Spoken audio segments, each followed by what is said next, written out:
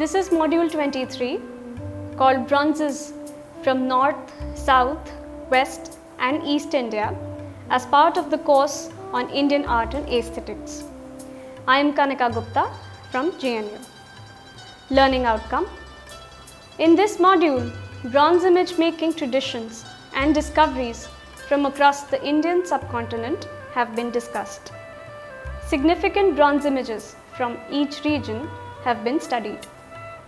Iconography and stylistic analysis are the main tools used here. Introduction. A look at various discoveries of hoards of metal sculptures from Indus Valley to image making, even today in Tamil Nadu, in their living traditions, tell us that metal was extensively used for image making almost in every corner and at almost all points of time in the country. This module tries to cover many regions, and yet it must not be treated as an exhaustive survey. With regard to many image making traditions like Kashmir, Tibet and Himachal, much work remains to be done. Bronzes have been discovered from Indus Valley civilization. The dancing girl and the toy carts from Demabad are few examples. This civilization flourished during Bronze Age, and no traces of iron have yet been found from any site of this culture. Chola, which is in Bihar. The next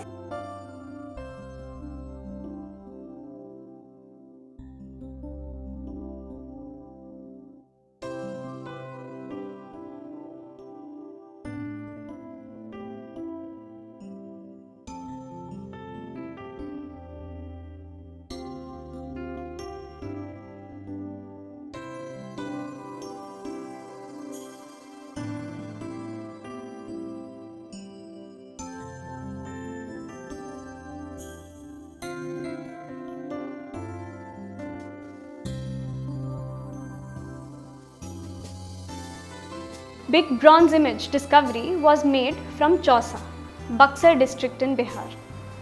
These are affiliated to Jain cult and are presently housed in Patna Museum, Bihar. These have been dated to late Kushana period. M.N. Deshpande makes the following remarks while analyzing them stylistically. In the treatment of the hair with spiral curves, the Chola bronzes have a common trait with Mathura stone sculptures. The Sarvatobhadra stone image from Mathura appears to provide inspiration to the metal craftsmen in regard to the physical form of the Jinnah icon. In both the Chola and Mathura images, the portions below the waist are disproportionately elongated in all the standing figures. The faces are usually round, with large open eyes, long earlobes and full cheeks with high cheekbones. In regard to the fashioning of the legs, the sculptures were careless, with the result that legs are rigid and stump-like and placed apart. The modelling of the breast is fleshy and in some cases borders on femininity. Exemplary in these are the images of Rishabhanath with long hair and a knot at the back of his head, and a large image in Kayotsarga Mudra of about 48 centimeters. Rishabhanath can be identified by his long hair parting from the back in a certain manner. Brahmapuri.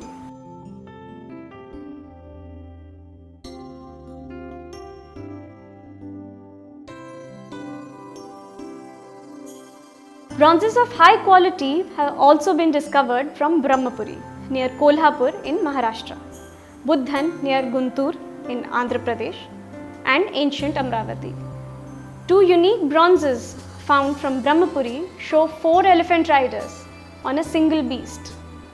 These are very close to stone sculptures seen on top of pillars at Karle, Kanheri, Junnar and Nasik caves.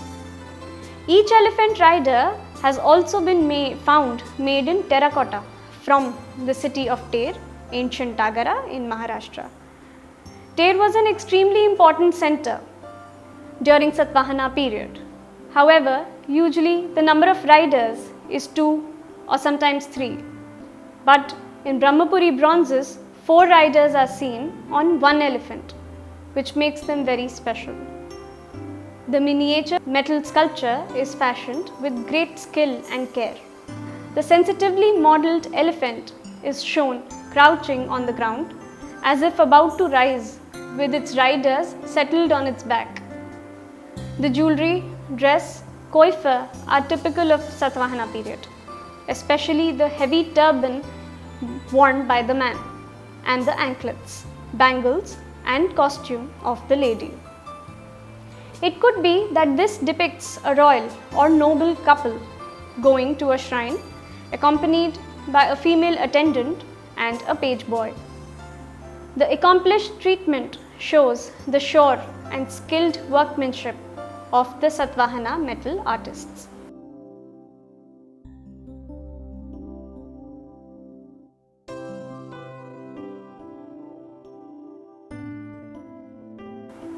Another bronze shows a mythical lion, also called Yali, with the head of an eagle along with a beak.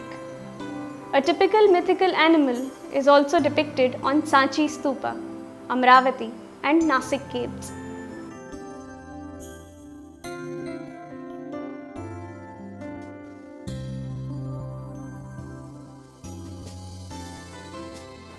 There is also a metal ring with mythical creatures gathered on it.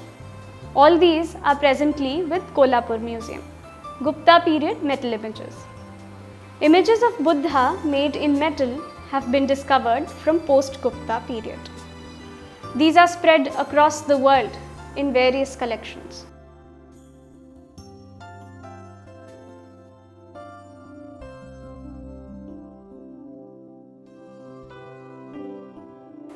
These are few in number and only one Brahminical image of Brahma, Mirpur Khas, Sindh, has been found yet. Krishna Deva, in his article on Gupta images, describes many of these metal images and analyzes them stylistically and makes the following observation.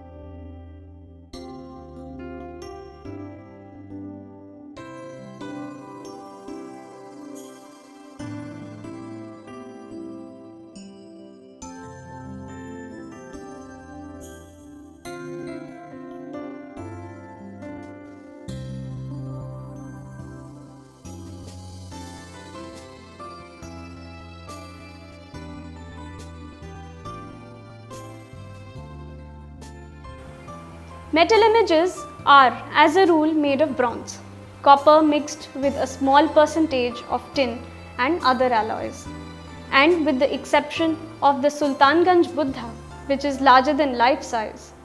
Gupta metal images are all of smaller size, generally ranging from 30 to 50 centimeters in height. Unlike the stone images, which are commonly heavier and costlier and meant to be permanently enshrined in one place, the bronze images are lighter and were intended to be portable.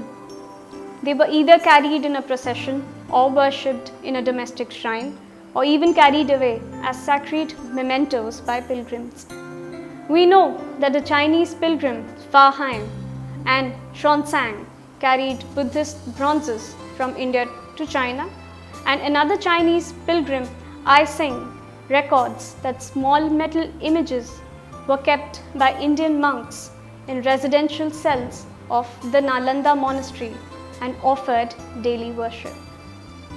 Vakataka bronzes. Around 10 bronze images have been found from Fostner, East Nimar district, Madhya Pradesh, and Ramtek, Vidarbha, Nagpur district in Maharashtra.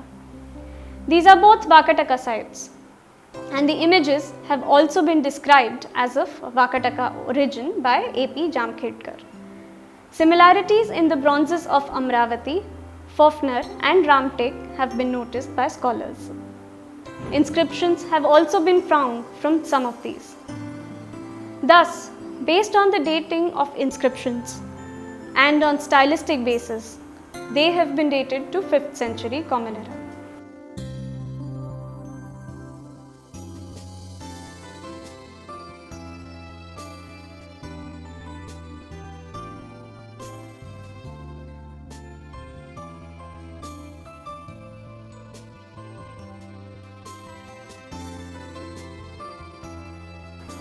Bronze sculptures are usually smaller in size and therefore movable. Thus, it becomes extremely difficult to determine, in many cases, exactly where they came from. The case of Fofner may be an exception to this. Jamkhedkar says, since bronzes are movable objects of worship, their discovery at a certain place does not necessarily imply that they were made there. But the bronzes of Fofner are an exception, in that these are probably local products. Despite certain differences between individual pieces, they are stylistically similar enough to be the creations of the same atelier. All 7 images have certain common features. They are all standing figures of Buddha with the hair curly and top knotted. They all have the right hand raised in Abhay Mudra, the gesture of granting protection from fear. Though no 2 pedestals are similar, the general set of mouldings is very much of the same order. Again, significant from the stylistic point of view is the treatment of the garment. 2 of the 7 images are shown with the upper garment, Sangati, worn around both shoulders, while in the remaining 5, the garment is draped in the manner of a sacred thread, Yagyopavit, keeping the right shoulder bare. Such differences also existed in the fashioning of the Buddha images of the 2 schools of sculpture of the Kushana period, namely the Gandhara and the Mathura schools. 3 bronzes and a pedestal with inscription were found at Hamalapuri near Nagardhan, Nagpur district in Maharashtra.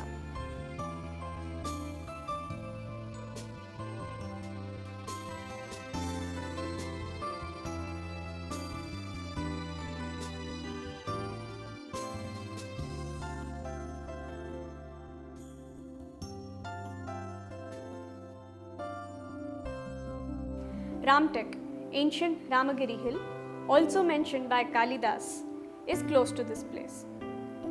Nagardhan has been identified with Nandivardhan, the capital of the main branch of Vakataka kings. This place may have been home to an ancient monastery. Mahapurusha Lakshana or marks indicating the personality of a superhuman power are visible in most bronzes. For example, 3 lines on the neck, webbed fingers, elongated earlobes, among others. Along with the 3 sculptures, an incense burner, a pedestal, arrows, and a donor inscription was also found. Akota bronzes.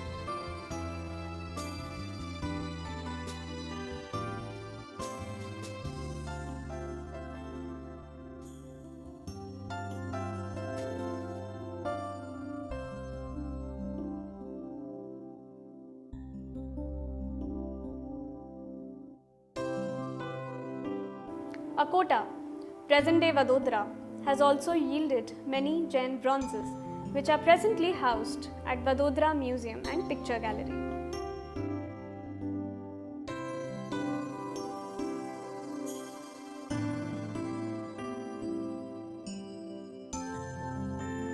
These include images of Ambika goddess, which has been dated to late 6th century. Umakant P. Shah describes one image in the following words. The modeling of the female form is typical of the style, though exaggerated in certain details. The goddess has a rather plump face with broad jaws and long eyes inlaid with silver. The two heavy earrings may be noted. The torso is comparatively small and slender. The goddess wears an ekavali, a single strand neck ornament, a broad necklace, and a garland with auspicious motifs. Her lower garment, charanika, has a design of broad bands interspersed with circular marks. The goddess holds a mango bunch in the right hand, and the left hand, carrying a citron, also supports the small sun on the lap. She sits on a big lion with ferocious eyes and lolling tongue. The halo is made of lotus petals and rays surrounded by a broad band of flames, on top of which sits a miniature figure of a Tirthankar. The halo surrounds the crossbar of the back seat, the two corners between the halo and the crossbar being occupied by crocodile heads. The elaborate three-pronged crown has a big gem in the center, which is surmounted by a gavaksh window motif or a solar representation. A large chignon tied on top of the head is visible from behind. The face of the goddess is square, the length from the chin to the hairline being equal to the breadth between the two ears. These proportions are found in a number of metal images from this Akota hoard and can be regarded as an iconometric trait of the old Western Indian school.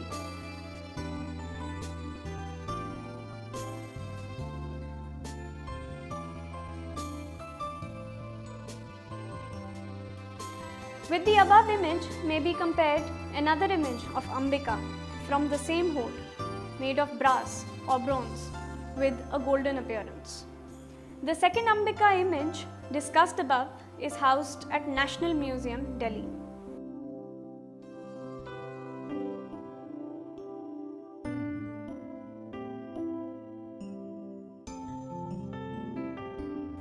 This hoard also consisted of a group of 24 Tirthankaras, worshipped together in a single piece called Chaturvinshatipatta or Chovisi, which was gifted by a lady called Charanika, dated 950 Common Era. A chauri bearer, fly whisk bearer from this hoard is most delicately modelled. Another hoard of Jain bronzes was discovered from Vasantagad, Rajasthan. An image of Jain Saraswati from this hoard was placed at a temple in Pindavada. From there, it was stolen, according to UP Shah. Its present location is unknown. Other objects, images from this hoard are still with the temple in Pindavada. Kashmir bronzes.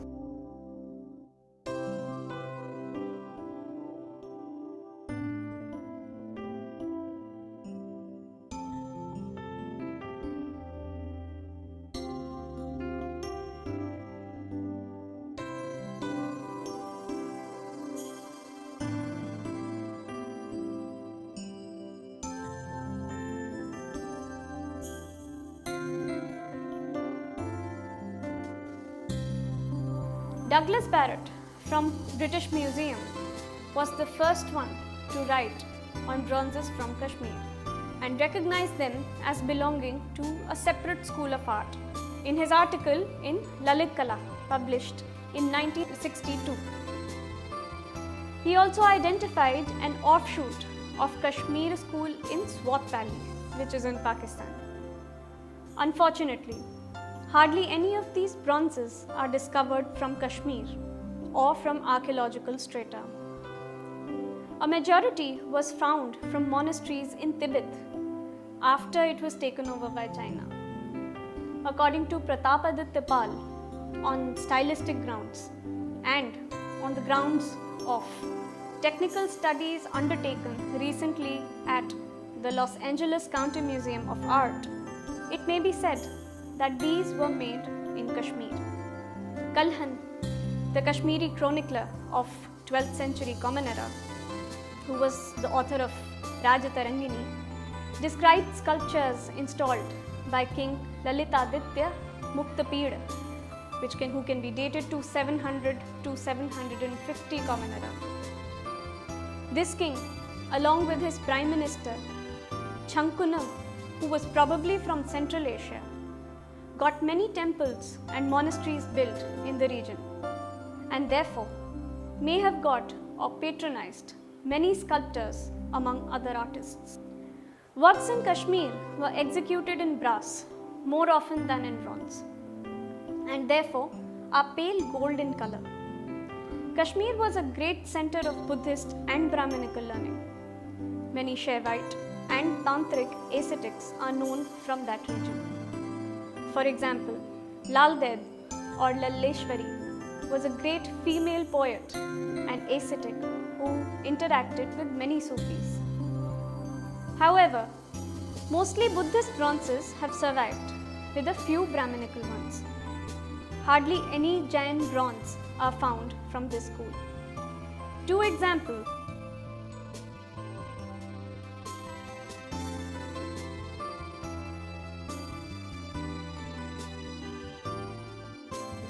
of Kashmiri bronzes are Bodhisattva Maitreya,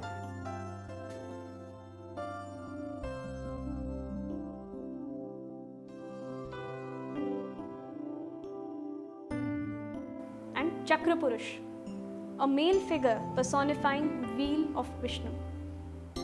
Pratapaditya Pal makes the following observation. Stylistically, both reflect vestiges of the earlier Gandharan tradition, which is only to be expected.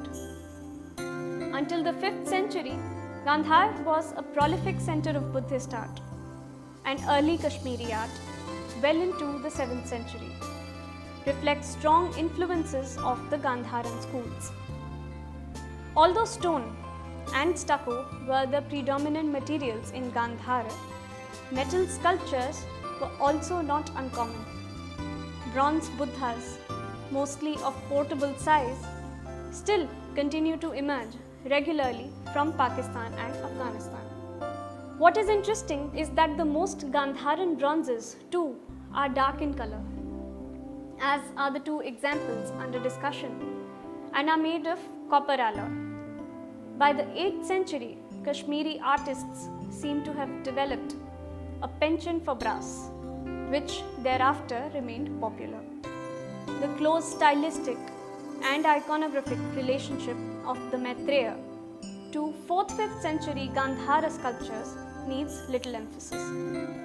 The graceful Chakrapurush relates to images of the Gana, dwarf attendants of Shiv of the Gupta period, as well as to the marble Ganesh discovered from Gardes and now in worship in a Hindu shrine in Kabul.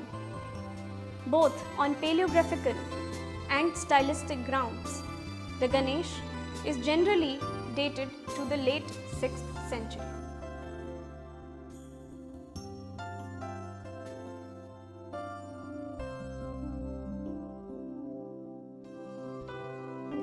Another example is a Vishnu image created during the rule of Kartoka dynasty. A courtier of King Sukhapurna dedicated this image on the occasion of Soma sacrifice. Pal has identified this Sukhapurna with Sukhavarman, father of Avantivarman, who can be dated to 855 roughly to 883 Common Era, founder of Utpala dynasty.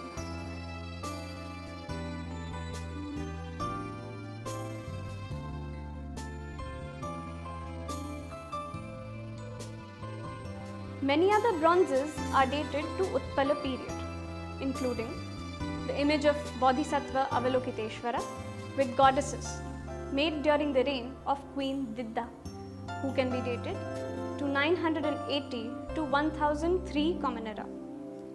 Rajatarangini mentions this queen and Aurelstein has also written on her.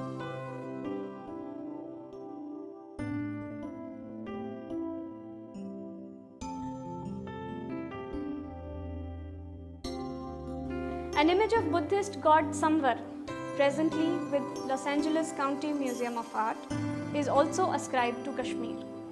This is a Vajrayana Buddhist deity with tantric affiliation. Interestingly, this image shows Shaivite iconographic influence and is also seen trampling Bhairav under its foot. This is a clear example of cultic rivalry. In this image, unlike its counterparts in Nepal and Tibet, Kali, emaciated female figure, is seen submissively supporting the other foot of the god. Chamba metal images.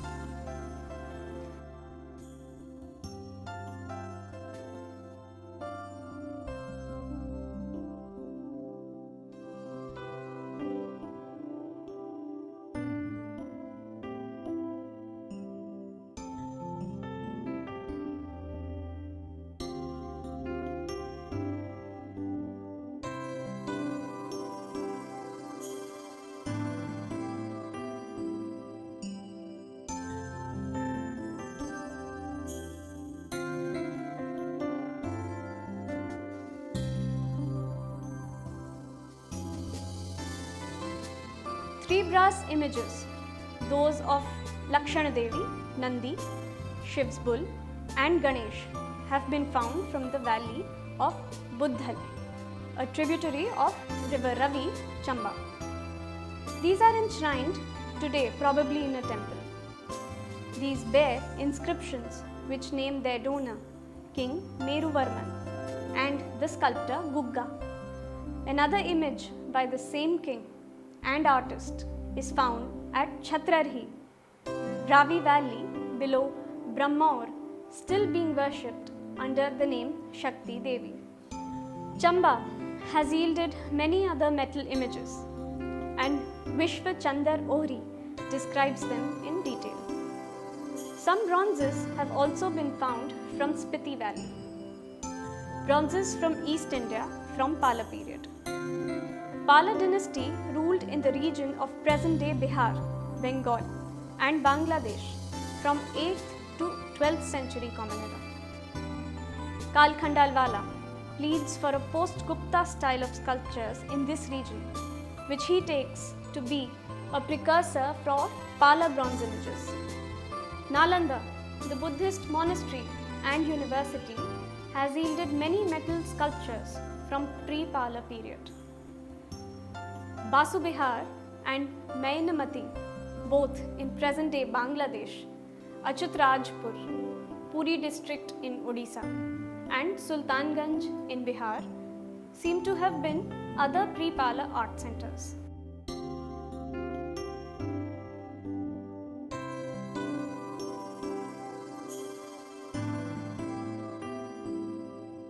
According to Khandalwala, this pre-Pala or post-Gupta style was centered at Nalanda, from where it spread to other centers.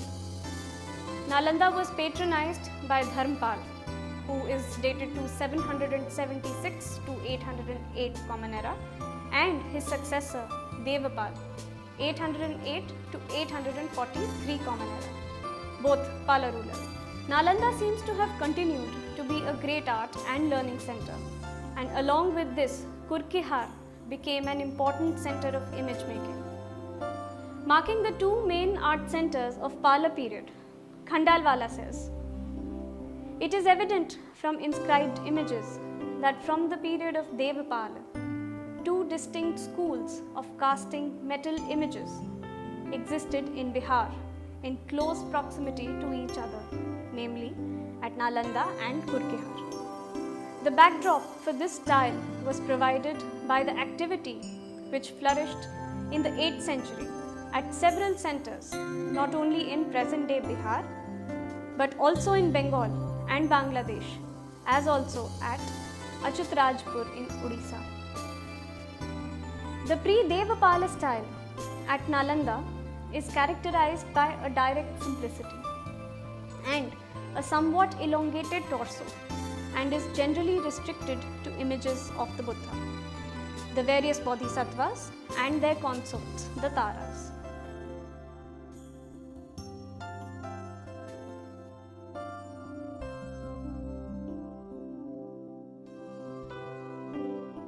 In several instances, it reminds one of the lingering vestiges of the post-Gupta period in features, coiffure and ornaments.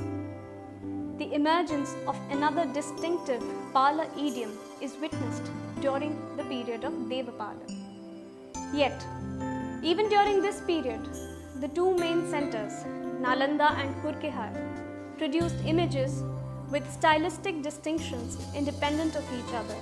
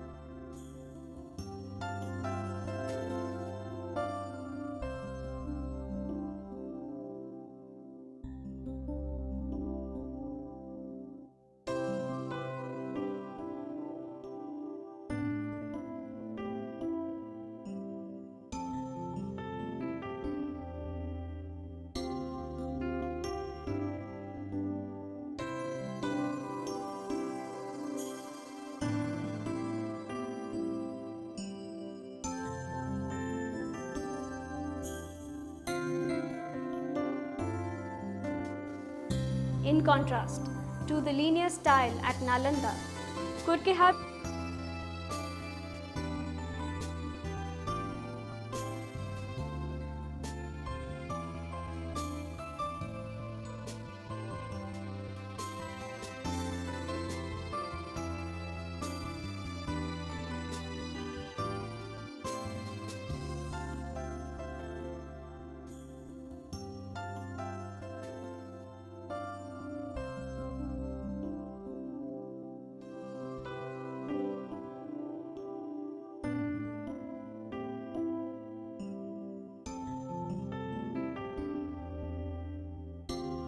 presents a more robust and rounded style, almost fleshy in appearance. It also favors elaborate ornamentation, which is generally absent at Nalanda. The base, Pitha, on which the image stands or is seated, created in all kinds of shapes, with lions and mythical creatures decorated on it, along with Prabha Mandapa, halo, are distinct features of Pala bronzes. Highly ornamented thrones are also seen.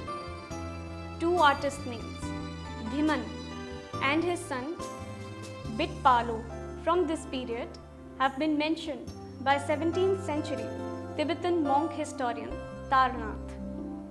Bronzes were made for Brahminical, Buddhist and Jain cults. Some Jain images have been found from Jhevari, Chittagong district, Bangladesh and Alaura, Manbhum from Odisha.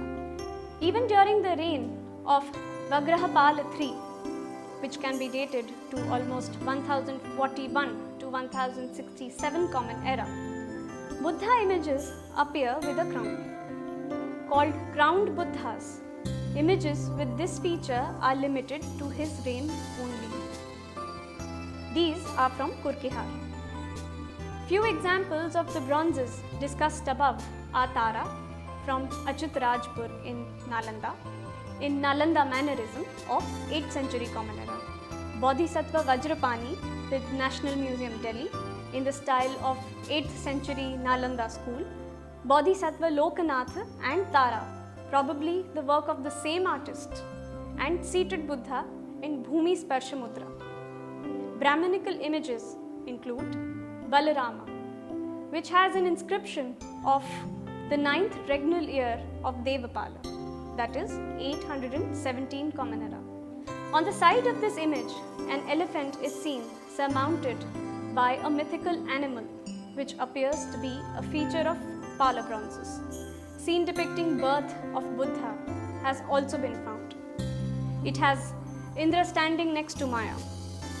There is a votive stupa depicting scenes from the life of Buddha, Buddha's descent from Tushita heaven, Avalokiteshvara, Manjushri Bodhisattva holding a manuscript and sword to cut through ignorance. 4 Dhyani Buddhas are seen in 4 directions on his crown. Tara from Kurkihar, a 9th century Hariti from Nalanda, Ambika from Achyutrajpur, and Maheshwar from Bengal. Chola bronzes. In Chola period, bronzes usually lack inscriptions, unlike architecture from the same period. The fact that bronzes could have been transported over long distances makes it extremely difficult to study them, and metal casting schools, as has been observed before. Extreme high quality of bronze images made during Chola period show that either the tradition already existed in the region and achieved immense heights or developed at a very fast pace. A typical example of a group of Chola bronze shows Kalyana Sundar Shiv. All the images in the group are from Tiruvenkadu and may be roughly dated to 11th century Common Era.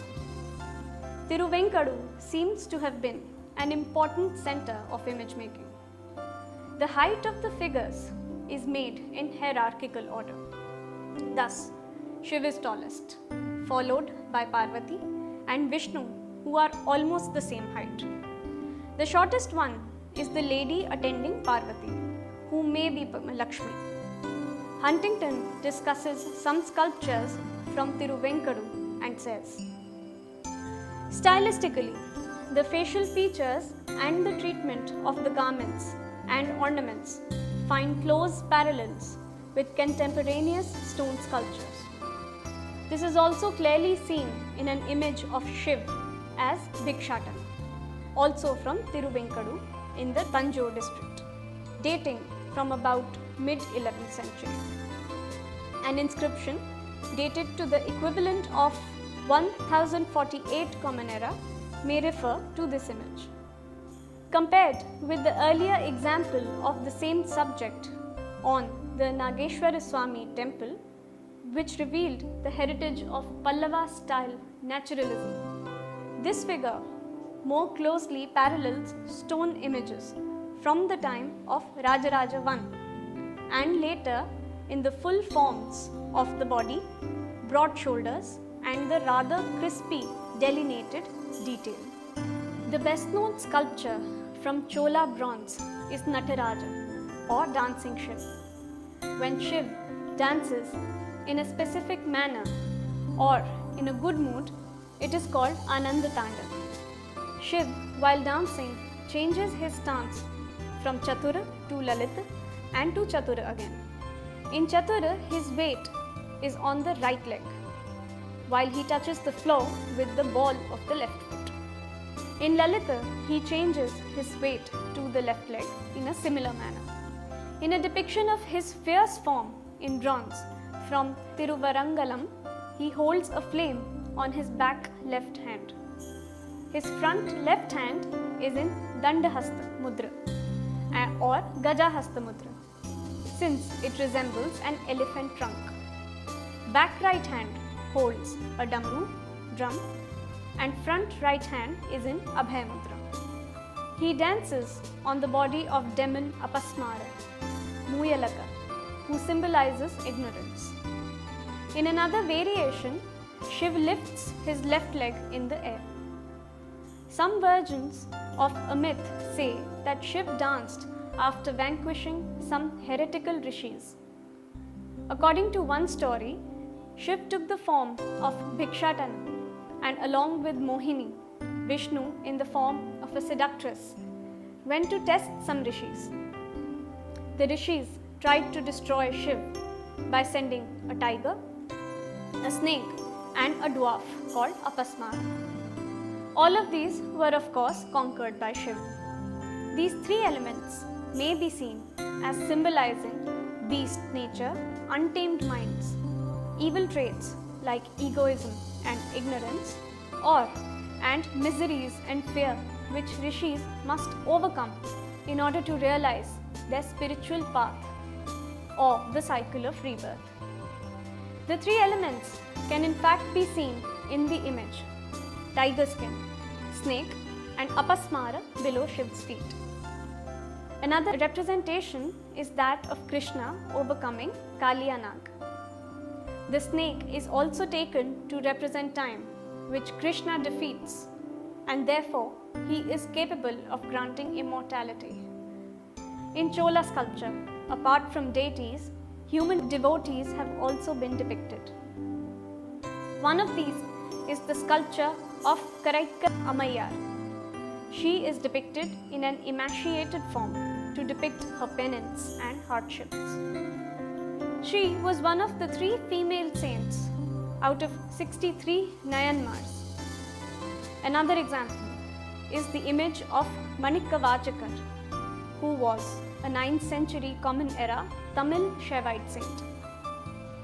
He wrote much poetry, which became extremely popular and is sung even today. This image is presently with National Museum, Delhi.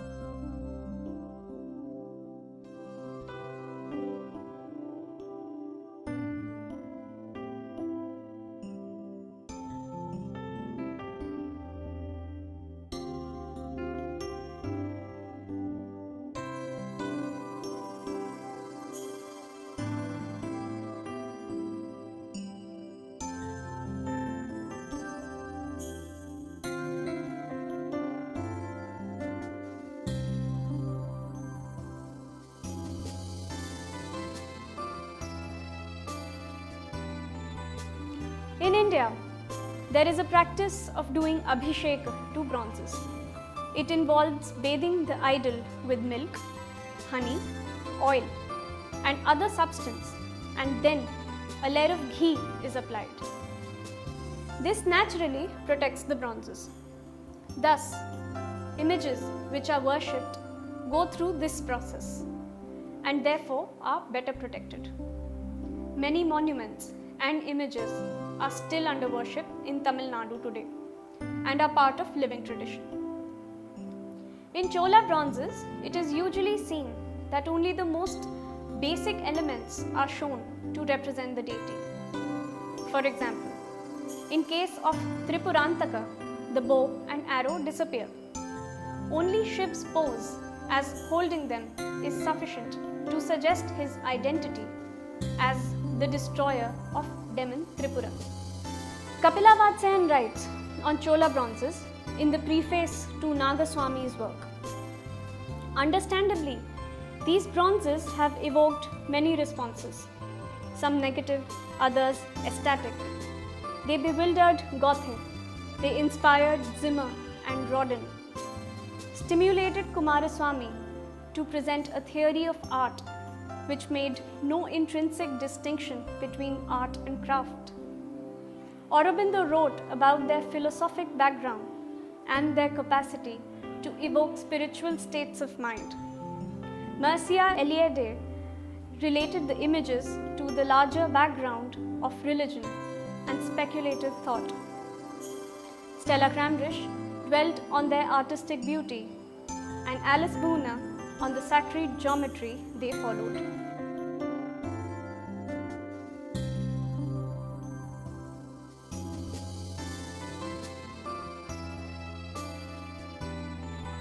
Nagaswamy mentions many significant bronze images from Pallava and Chola period. An important image of Parvati, which has been dated to 917 Common Era, is an exceptionally detailed work of art. His observations with regard to Pallava period bronzes are important. While inscriptional evidence is of some help in dating bronzes of the Chola period, Pallava bronzes can be dated only on stylistic grounds. Several bronzes that bear very close resemblance to the dated stone sculpture of the 8th and 9th century AD have come to light in recent years, so that the existence of a Pallava style is now beyond doubt. Many well-known Pallava bronzes are the lovely Somaskanda from Thiruvalangadu, Thanjavur district, now in the Government Museum, Madras, roughly 8th century AD. The Vishwapaharana, 8th century AD again, the Kuram Natraja, 8th century, and the Maitreya, 8th century, from Kaveri Pumpattinum.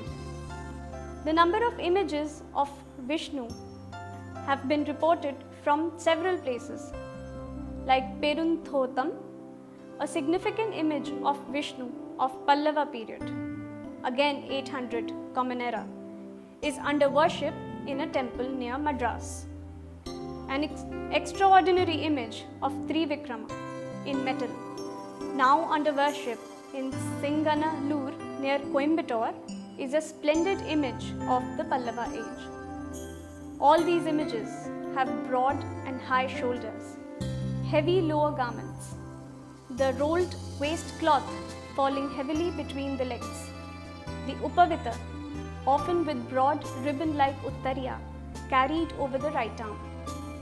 An examination of Pallava bronzes also makes it clear that the artist paid greater attention to even minute details in the wax stage itself, so that there was little chiseling to do after the casting of the image. By contrast, from about the 12th century AD, the wax model was fairly rough-made, and extensive chiseling had to be resorted to after final casting. The discovery of an inscribed Parvati dated to AD 917, a Nataraja bronze, and inscribed Uma from Karaiviram village, R. Nagaswamy, and he writes about this in Lalit Kala journal, helps us in assigning some rather elusive bronzes to the late Pallava period.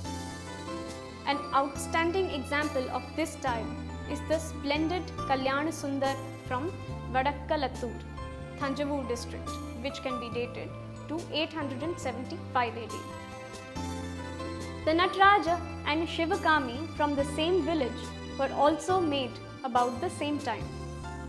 It is well to recall that Thanjavur district was under the Pallava rule from the 6th to almost 10th century Common Era.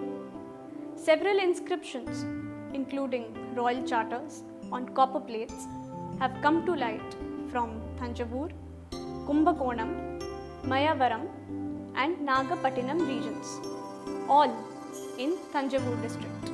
He suggests 3 divisions for the following Chola period bronzes: Aditya School, Sembian Mahadevi School, and Rajaraja School. He notes that images meant for worship are cast solid, whereas those not meant for worship are generally hollow. The method of making bronze images seems to have survived from a long period and is still practiced today. It has been called Madhuchishta Vidhana in Indian texts and is commonly known as Sirepedi or lost wax method.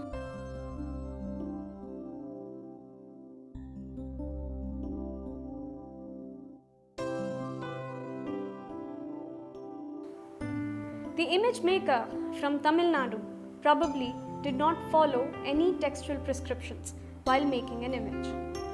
This can be seen while observing and talking to the artists from the living tradition of Tamil Nadu even today.